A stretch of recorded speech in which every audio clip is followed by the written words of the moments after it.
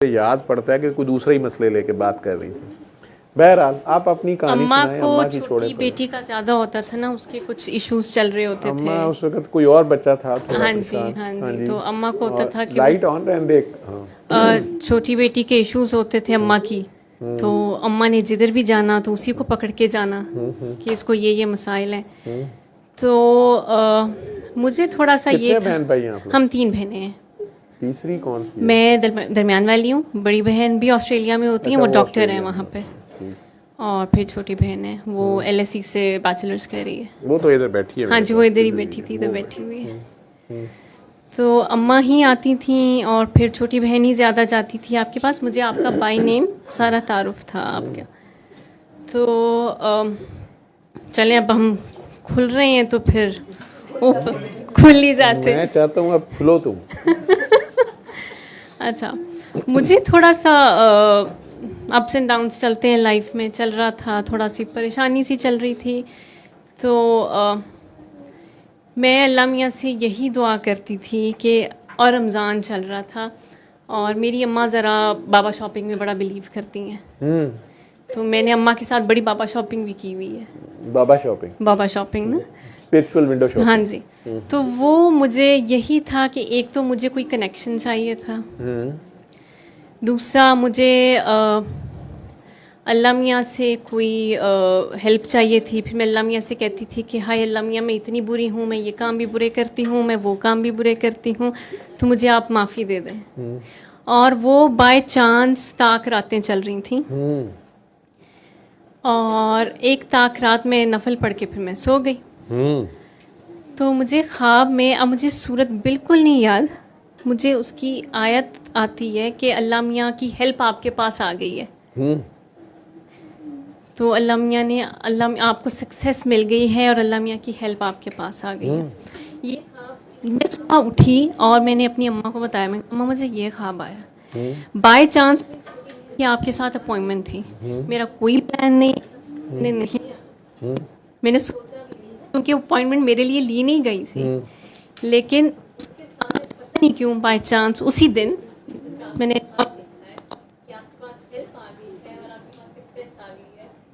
मैं इसके साथ जो है वो आपके पास आ गई। आपने इनिशियली मुझे नहीं बुलाया, आपने इग्नोर किया।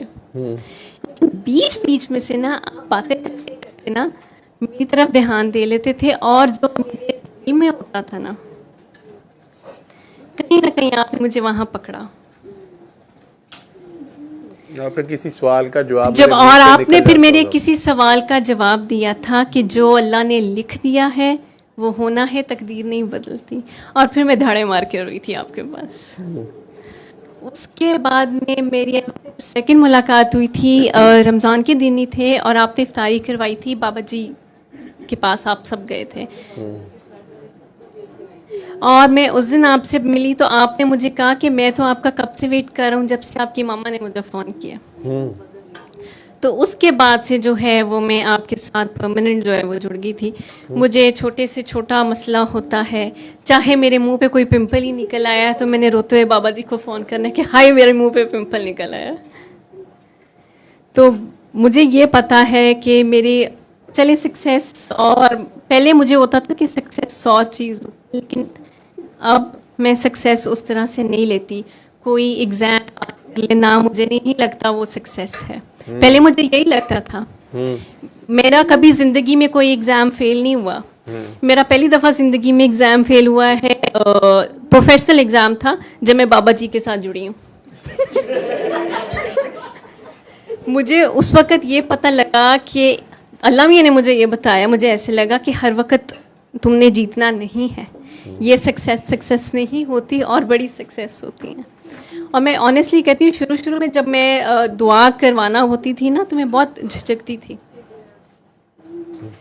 तो लेकिन बाद में मैंने ग्रेजुअली रियलाइज़ किया कि जैसे जैसे मैं दुआ करवाती जाती हूँ ना, जैसे अभी बाबा ने थोड़ी देर पहले बात की थी कि आपके ऊपर और बहुत कुछ खुलता है, तो मुझे वो रियलाइज़ हुआ। फिर मुझ में हिम्मत आनी शुरू हुई, मैंने ओपनली बात करना शुरू की, तो मैंने दुआ करवानी शुरू की। तो फिर मुझे रियलाइज़ हुआ कि बाबा ठीक कहते थे कि असल सक्सेस वो है जो हमें अपेरेंटली ऊपर से नज़र नहीं आ रही होती।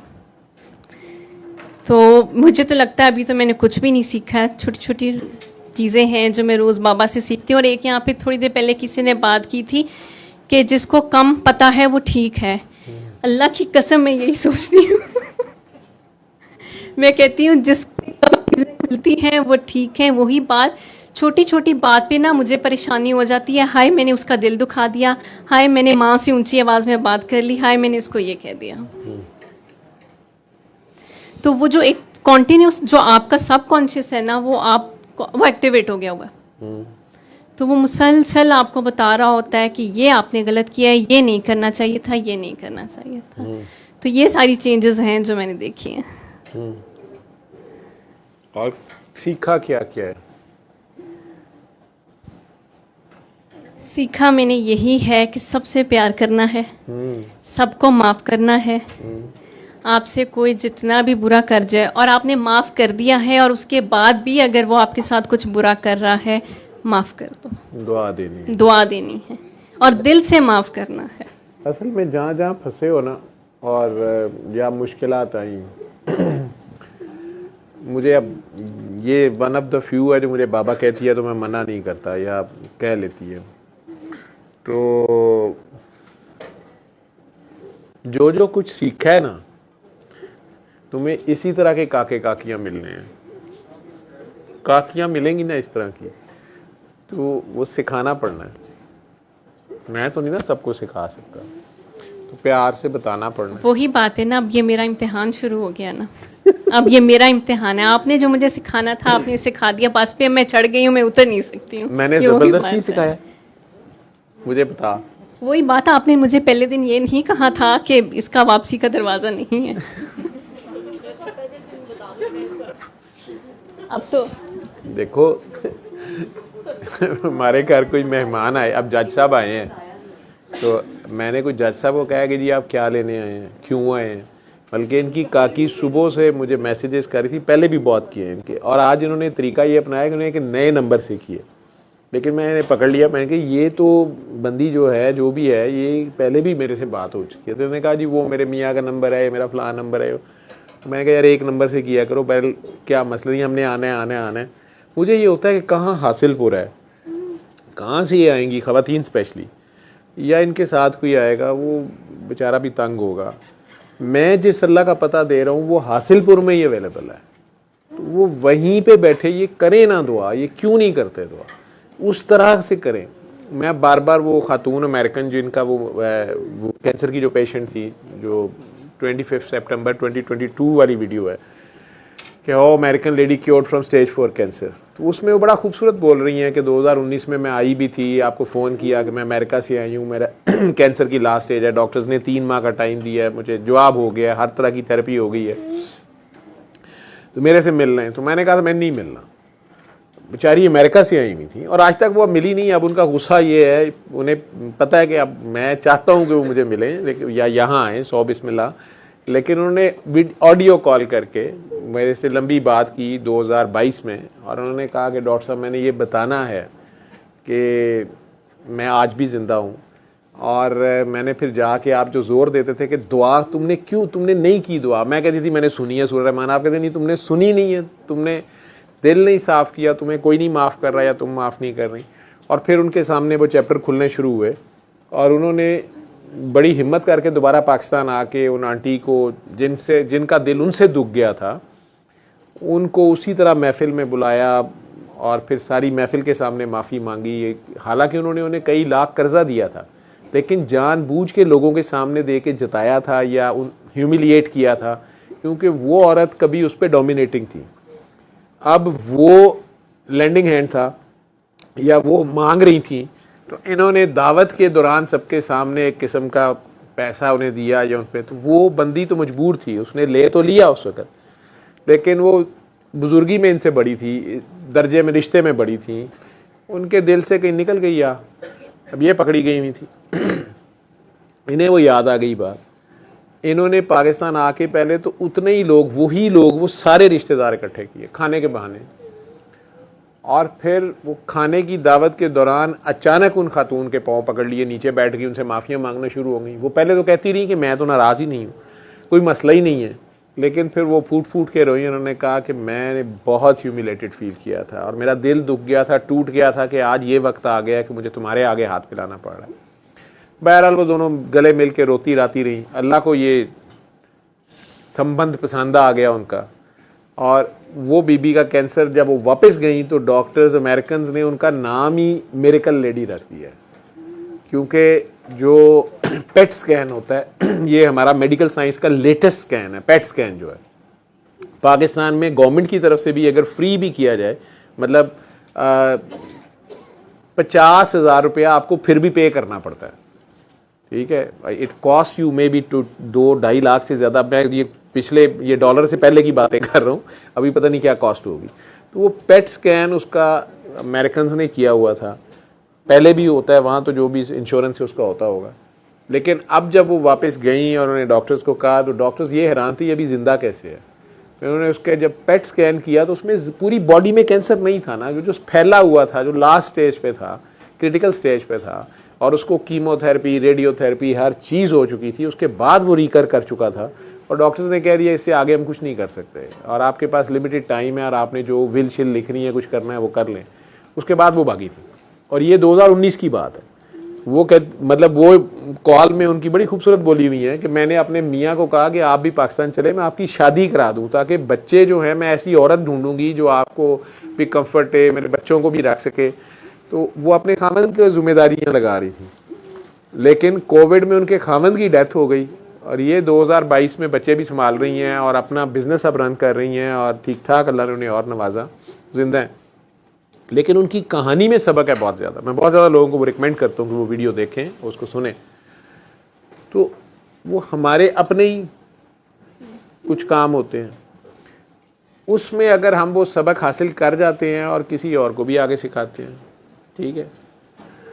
आप अब प्यार से, मैंने आपको बाबा जी के दरबार पे कहा होगा कि मैं तुम्हारा बड़ी देर से इंतज़ार कर रहा हूँ। कुछ लोग होते हैं जिनका हम भी इंतज़ार कर रहे होते हैं, ठीक है। और कहीं भी कहा होगा, मुझे नहीं पता, वो कह रही है, मुझे याद नहीं। हाँ हाँ, मैं लिखा हुआ है एमन्स मदर, ठीक है। और मैं कहा 2 साल से तुम्हारा इंतज़ार कर रहा हूँ या आपका वेट कर रहा था। और अम्मा भी जेलस हो गई होंगी और नूर को भी गुस्सा चढ़ गया होगा कि ये क्या बात है, पेशेंट हम हैं, फीसें हम भर रहे हैं, मरीज हम हैं, और इसका इंतजार किस खाते में हो रहा है, ठीक है। अभी भी हुई थी, अभी परसों भी हुई थी। मैंने कहा तुम अंदर क्या कर रही हो? हाँ, फोन पे जब मेरे से बात कर रही थी, जब इसने मुझे बताया तो फिर मुझे बड़ी जेलसी हुई। आपको जेलसी जो है ना रूहानियत वो ये में, वाली जेलसी नहीं बाबा, वो एक थोड़ी सी जैसे होती है ना कि जैसी रश्क वाली हो, जेलसी वाली हो, ये एक बहुत बड़ा फ्लॉ है। ये सारों को मैं बता दूं। अच्छा। तो जो जेलसी है, रश्क है, पोजेशन है, ठीक है, या गिले शिकवे, इवन हुक्म ना मानना, अक्ल, जो ये बड़ी अजीब सी खेल है। तो ये सारी चीज़ें, कोई मुझे पूछ रहा था कि आज ये, हाँ मुझे याद आ गया, मिशी थी मेरे साथ, हम शेखुपुरा से वापस आ रहे थे, तो ये मेरे से बात कर रही थी कि कुछ लोग, आप कभी कभी कहते हैं कि लोग रुक जाते हैं, चलते नहीं है। तो कहती हैं कि मैं बड़ी परेशान होती थी और बड़े बड़े नाम ले रही थी रूहानियत के, जैसे रफ़ीक अख्तर साहब हैं, सरफराज शाह साहब हैं, तारुल कादरी साहब हैं, या और भी इन्होंने किसी का नाम लिया, मुझे याद नहीं अब।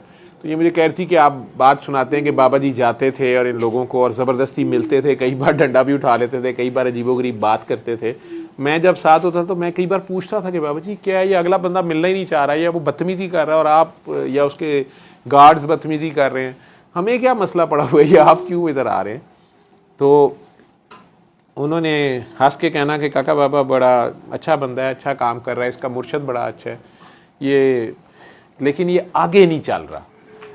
तो मैंने बड़ा परेशान होना कि इसने आगे क्या चलना है, मतलब काम कर रहा है। तो यही मिशी के दिल में कहीं सवाल था कि मतलब सरफराज शाह साहब एक बहुत बड़ा नाम है, या तो इसके अंदर ये क्वेश्चन चलता था। और फिर प्रैक्टिकल में इसने इस चीज़ को लर्न करना भी शुरू किया। अपने इर्द गिर्द जो यहाँ लोग आते हैं उनमें से भी कईयों को बड़े बड़े करीब, फिर बाबा जी के जो सीनियर लोग हैं वो आते हैं, ये लोग उन्हें देखते हैं। मेरे से जब ये नाम सुनते हैं तो मैं तारुफ करा रहा होता हूँ कि ये बाजी हैं, ये भाईजान, ये फ़लाँ भाई हैं, ये भाई फ़लाँ काके हैं, काके बाबा जी के बहुत। तो लेकिन ये उन्हें किसी स्टेज पे स्टक्ड अप देखते हैं या उनकी कुछ चीज़ें इन्हें नहीं समझ आती। बात ये है कि एक ही घर में एक ही माँ बाप के एक ही चंगेर पे पलने वाले बहन भाई, उनमें फ़र्क होता है। ये रब के अपने ही कोई फैसले होते हैं। मेरे दोनों भाई छोटे जो हैं, अभी कामरान यहाँ बैठा हुआ था, वाइट बालों वाला चला गया उठ के, सबसे छोटा, ये इमरान और कामरान दोनों ट्विन्स हैं, 5 मिनट के फ़र्क से। इमरान 5 मिनट बड़ा है और वो 5 मिनट छोटा है। दोनों को वैसे अब फिज़िकली फ़र्क आ गया है, थोड़ा चबी ज़्यादा हो गया है दूसरा, लेकिन ये 20, 25, 26, 30 साल की उम्र तक तो ये इन दोनों में से हमें कई बार, घर वालों को कई बार नहीं पता चलता था कि ये कौन सा वाला किससे बात हुई थी, क्या कर गया है। पुरानी पिक्चर्स हो तो नहीं पता चल रहा होता ये इमरान है, ये कामरान है। लेकिन कुछ चीज़ें ऐसी अजीबोगरीब हैं कि ट्विन्स हैं आइडेंटिकल। इमरान के दोस्त और दोस्तियाँ, और वो जहाँ भी चला जाएगा। और फिर इमरान साहब का सारी ज़िंदगी, अम्मी को भी यही मसला रहा और आगे मैमूना को भी नहीं पता। इमरान साहब का ये नहीं पता चलेगा उनकी कितनी तनख्वाह है, उनकी कितनी आमदन है और वो गई कहाँ। वो पता हमें अब कई बार लगता है, यानी ऐसे पता चलेगा कि कोई बंदा आया है, उसने बेल की, अम्मी बाहर गई हैं, उसने कहा जी इमरान साहब से मिलना है। मैंने कहा तुम कौन हो? उन्होंने कहा जी मैं मून मार्केट जो मेरे बैंक मैनेजर होंगे सन, मैं उन्होंने सिक्योरिटी गार्ड सा। तो अम्मी ने कहा अच्छा बेटा, तो वो तो अब इधर नहीं है। नहीं जी उदू तो इत्थे ही रहते सन। अम्मी ने कहा जी वो रहते, मैं उसकी माँ हूँ, लेकिन वो सऊदीया चला गया हुआ है। वो जेब से निकालेगा 10,000, वो कहेगा जी मैंने उस वक़्त उनसे ना पैसे लिए थे। अब उस वक़्त इमरान की मैं ख्याल तनख्वाह ही 10,000 थी, तो मैं ना उन्होंने को उधार लिया सी, वैसे उन्होंने क्या सी महीने बाद दे देंगा। तो वो असल च ना वो बैंक च मशहूर सी कि इन्हू जिहड़ा मर्जी बेवकूफ बना लिया पैसे दे दिंदा है, ते असीं रल रुल के उन्हू ठगदे सा 3-4 जने। ये अब हमें कहानियां सुनने को मिलती है कि बंदा आया हुआ। तो उन्होंने पैसे दिते सन ते वो कदी मंगदा ही नहीं सी, वो भुल जांदा सी उरे। लेकिन मैनू पिछले कुछ दिनों तो यह मसला है, वो मसला मैनू बार बार याद आता है कि यह पैसे वापस करने। मैं वो पैसे देने आया हूँ। अब अम्मी उसे कहती हैं कि बस तुम्हारे पैसे हो गए, तू जा। साथ इमरान को एक फ़ोन जाता है, उसे नाम शाम लिया जाता है, तुम्हारा कोई मैन ऐसे होता था सिक्योरिटी गार्ड, वो नाम याद होते हैं। वो कहे हाँ हाँ वो मूँछ वाला होगा, वो ऐसे वाला होगा, वो दाढ़ी वाला है, वो फलाना लंबा सा है, पतला सा। मैं कहा हाँ, क्या कहता है, मेरी बात करा दे। अम्मी कहे तेरी करानी है मैं गल ताकि तू हूँ उतों फिर दे अकाउंट कर ले पैसे। ओहो अम्मी कोई बात हो गई, मेरी बात करा दे। कोई बात नहीं, वो 10,000 रुपया दिंदा पैसे, उन्हें तेरे को कोई लिया सी, उन्होंने हुण याद आया देना 30 साल बाद। मैं उन्होंने कहा कोल ही रख ते चला जा। तेरा नंबर मंगदा सी, मैं क्या कोई नंबर नहीं गा। मैं इस मुंडे तो बड़ी तंग। ठीक है, तो अब इमरान साहब ये कई और भी वाकयात उसके बनेंगे, और दोस्त ही दोस्त हैं उसके। कामरान का दोस्त ही नहीं मिलेगा आपको, स्कूल के लेके वो हर बंदे से लड़ाई हो जाएगी उसको। अव्वल तो बोलेगा नहीं, ठीक है। इमरान का भी दोस्त होगा, ये अम्मा की तरह इमरान का भी दोस्त होगा, तो उसे कह देगा बंदा चबल जाएगा, मैं तेन दसता ए करेगा, वो होगा वैसे ही। लेकिन इमरान साहब की उसके साथ चल रही है, कामरान साहब उसके साथ बैठ नहीं सकते। हमें आज तक कामरान किसी दोस्त का नहीं पता, ठीक है। और इमरान साहब का मेरे क्लिनिक पे आके खुरम को तड़ियां दे रहे होते हैं।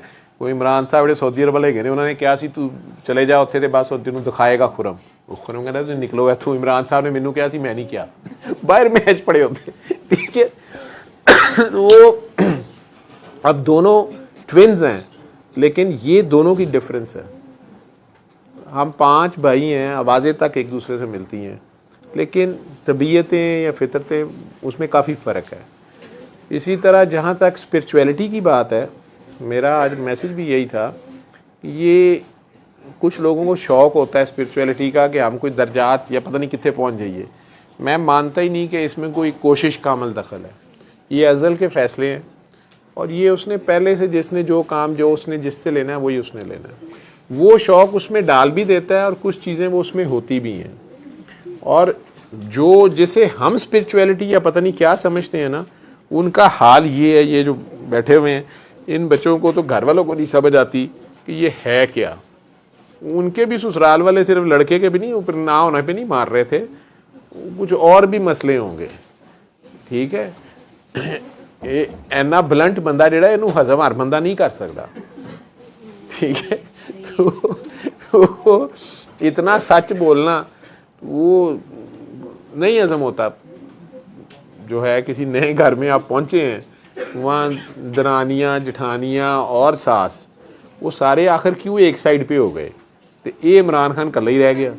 ठीक है, तो ये मसला जो है वो इतना भी सिंपल नहीं होता कि कल्ला मुंडे का ना पैदा होना।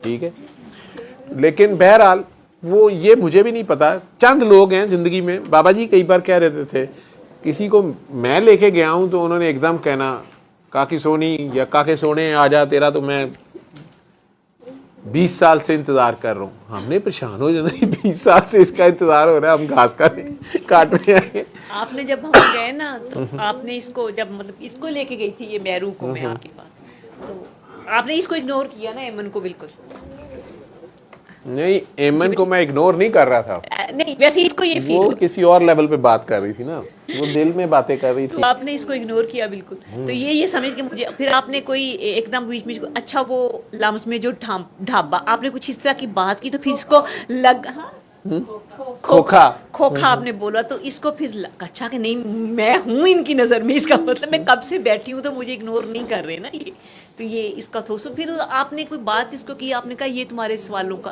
तुम्हारे सवाल का जवाब है जो तुम सोच के बैठी हो। हालांकि ये आ नहीं रही थी, मैं जब इसको लेके आई हूँ तो मैंने इसको कहा कि तुम भी आज चली चलो ना, इसको मैंने कहा।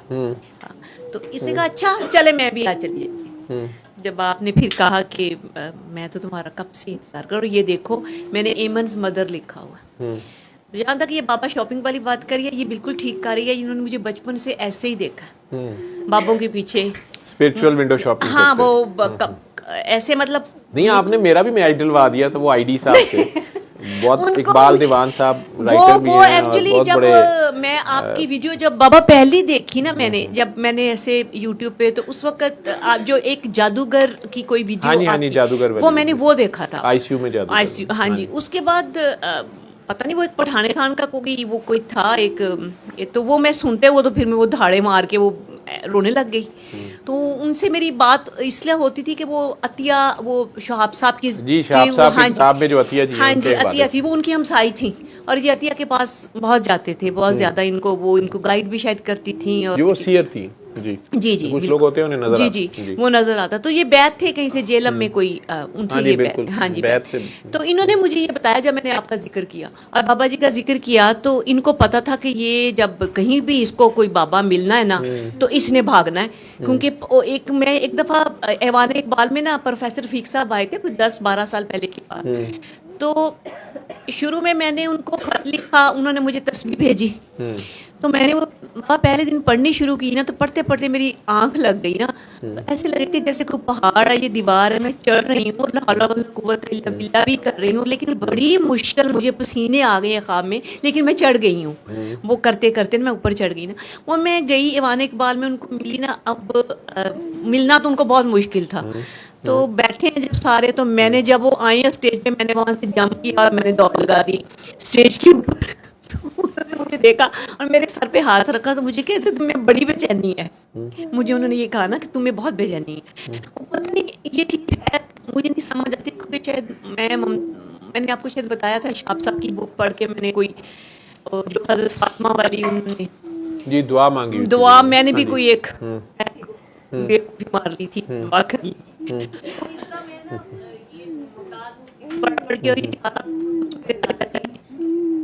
थे। उनका शायद हो भी जैसे कुछ, उनका जब हम बच्चे छोटे होते थे फतेह अली को सबसे पहले 6-7 साल को मैं अपने बाप की गोद में बैठ के सुना उनको। वो हमारे उधर आते थे, दादाजी का जब उर्स होता था ना तो उधर आया करते थे।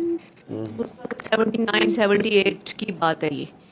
तो उस वक्त तो मुझे याद है कि गांव के गांव वाले इकट्ठे हो जाया करते थे कि नुसरत ने आ जाना है, और उसने भी शायद पगड़ी पकड़ी, उसने कहा कि मैंने आना ही आना है, मैंने बाजार में आना ही आना है, तो आया करते थे। तो ये सारा कुछ बचपन से हमने वो देखा हुआ था, तो वो शायद हमारे खून में ये चीज़ शामिल थी कि पागलों की तरह बापों के पीछे कोई मिल गया। मैं ये सैयद सआद अली शाह साहब एक दफ़ा उनसे चली गई थी, उन्होंने जब मैं उनके पास गई उन्होंने मुझे ना ऐसे जी, उन्होंने इतने जलाने अंदाज में जी बोला ना, मैंने घर आके सांस लिया।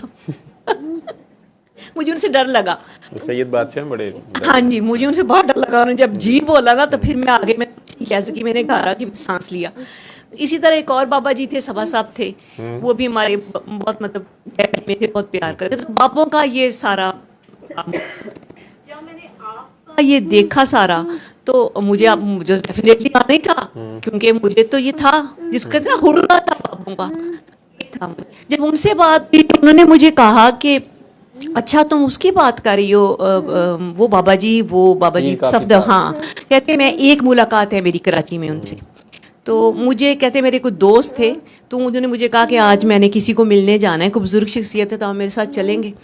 तो वो फिर कहते कि मैं चला गया उनके साथ। तो एक सीढ़ियाँ चढ़ के ऊपर कमरा, हम गए थे, एक हॉल सा था, हम वहाँ सब ज़मीन पे बैठे हुए थे, हम भी बैठ गए जाके। तो कह रहे एक बुजुर्ग निकले कमरे से, तो उन्होंने सर पे सिंधी टोपी पहनी हुई थी, गले में अजरक थी उनके ना, तो वो आके तो बैठ गए सेटी पे ना उधर। तो कह रहे थोड़ी देर बाद ना उन्होंने इशारा किया, तो एक खातून उठ के गई कि शायद आपने बाबा जी मुझे बुलाया। तो उन्होंने कहा कि नहीं, मैंने तुम्हें नहीं बुलाया, कहते मेरी तरफ देख रहे थे, मुझे इशारा किया। तो उन्होंने कहा वो जो जूतियों में बैठा ना, जूतियों के पास बैठा ना, उसको दरवाजे में, हाँ दरवाजे में बैठे थे, उसको बुला के लाओ। तो कहते मैं उठ के फिर गया, तो मुझे उन्होंने अपने साथ बिठा लिया। फिर उन्होंने मुझसे कहते मेरे साथ आ जाओ, उन्होंने इनको ऑफर की बाबा जी ने ना, इनके मुर्शद का हवाला देते हुए कहा कि मैं उससे बात कर लूं। उसने तुम्हारे साथ वो नहीं, पता नहीं तुम्हारी आंख नहीं खोल सकता या पता नहीं क्या, कुछ ऐसी बात इन्होंने की, क्योंकि उन्होंने मेरे ख्याल सर्विसेज में भी लेक्चर दिया था उन्होंने, आपके साथ बात की वो आप जब दूसरी बार फिर आई थी ना, सर्विसेज आई थी, जी जी जी जी, फिर वहां आपने फोन पे मेरी उनसे बात जी जी, तो वो तब उन्होंने ये सारी कहानी सुनाई थी जी, सुनाई थी। हाँ। वो दुआ सेशन है पड़ा हुआ, वो लगा हुआ है उसमें। हाँ जी, तो वो कहती कि मैंने उनको कहा कि मैं तो उनसे मतलब कहते मैं उनसे बात कर लूंगा, तो तुम आ जाओ ना। उन्होंने एक किस्म का कहा कि तुम उधर नहीं चल सकोगे, तुम मतलब इससे आगे, बल्कि एक दो बातें और भी वो जो फिर मैं बाद में आपको वो भी उनको लालच भी थोड़ा सा दिया नहीं, वो बाबा जी ने कहा, इन्होंने कहा कि मुझे तो वो नहीं चाहिए, हाँ, मुझे वो काकी चाहिए, हाँ, देनी है तो वो नीले कपड़ों ठीक है, वो इस तरह की बात, ऐसी कोई बात थी। हाँ जी,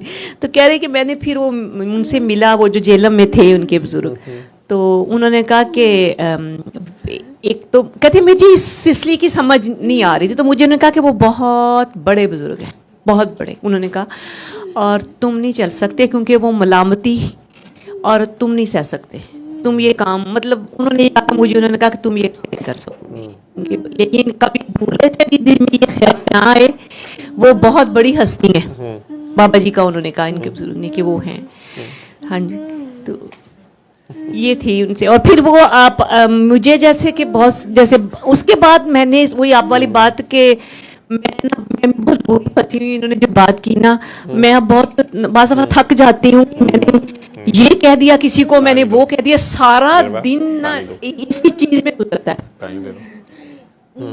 सारा दिन इसी चीज में गुजरता है कि मैंने किसी को कुछ कह तो नहीं दिया, कि मैंने ये कह दिया, हर वक्त मतलब आपने दुआ करनी है, मैंने वो नेकियां फौरन अपनी उस बंदे को दे देनी है कि मैंने उसका ना दिल दिखा दिया है। अब ये तो सारा दिन यही प्रैक्टिस हो रही है। हाँ जी, तो यही होता है। लेकिन मसला ये है कि मेरे इर्द गिर्द बहुत सारे वो हैं जो नहीं है, कोई घर में भी को, तो फिर बड़ा मुश्किल हो जाता है जब आपके साथ, मुझे बड़ा रश्क आता है लोगों पे कि जिनके पूरे घर वाले साथ चले होते हैं ना, तो फिर बड़े कम घर होते हैं जहाँ सब इस बात को समझते हैं। हाँ जी, एक हमारे बाबा जी कहते होते हैं, हमारे महकमे का तो किसी घर में एक मिल जाए तो हम खुश हो जाते हैं, तो कोई एक भी मिल जाए तो बहुत बात होती है। तो जी अभी ये परसों आपसे बात कर रही थी, तो जब मैंने इससे पूछा तो ये बात करके हटी है, तो नाच में आ रही थी। अब मुझे नहीं समझ आ रही थी। इन बच्चों को जरा ये होता है, ये मुझे कहते हैं कि आपकी बिल्कुल बच्चों वाली आदत है, तो मतलब वो आपकी अपनी एक अलग तबीयत है जी। और